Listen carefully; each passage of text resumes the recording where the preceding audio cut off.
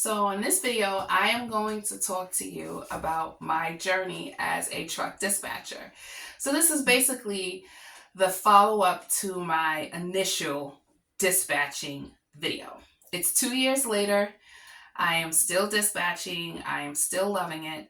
But it's been challenging. It's been very challenging.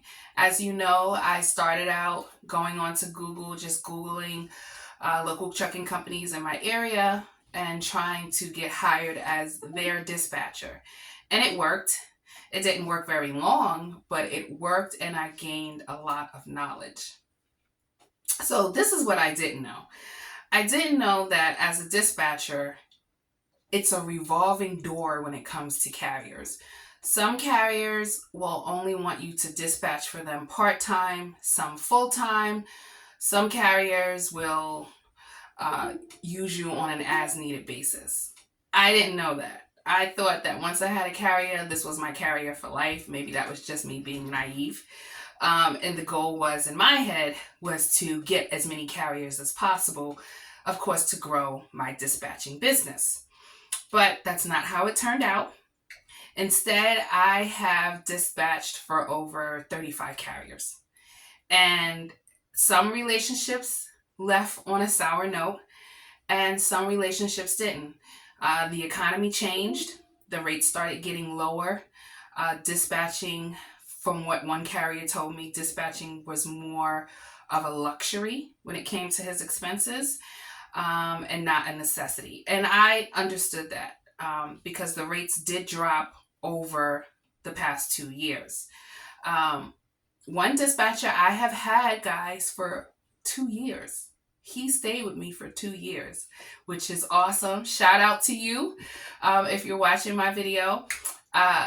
And he started out as a new authority, and it was hard, and not enough videos talk about that. But when you are dispatching for someone that's a new authority, the limitations are extremely limited.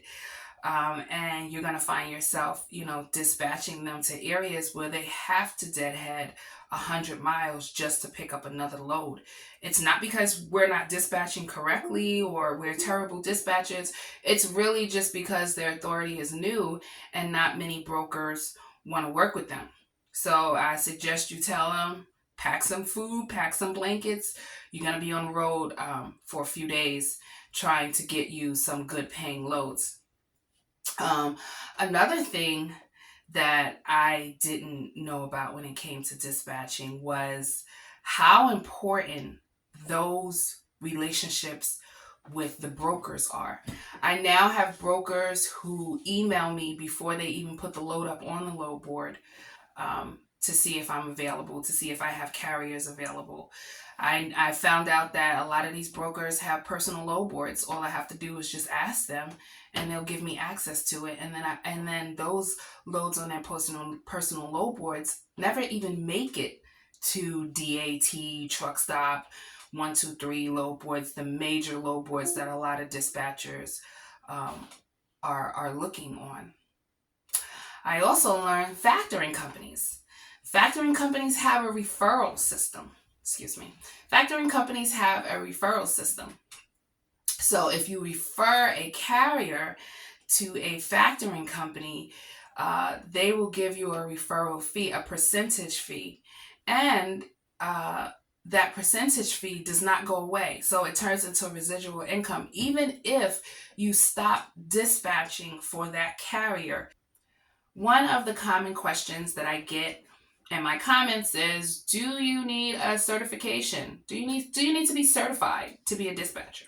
No, you do not need to be certified to be a dispatcher. However, it would benefit you to jump into a dispatching course. Most of the things that you will learn dispatching will be from trial and error, but there is a foundation that you do need so that you're not, sending your drivers any and everywhere to get them loads. So I advise you to jump into a dispatching course, but don't pay a lot for that muffler, guys. Don't pay a lot of money for it.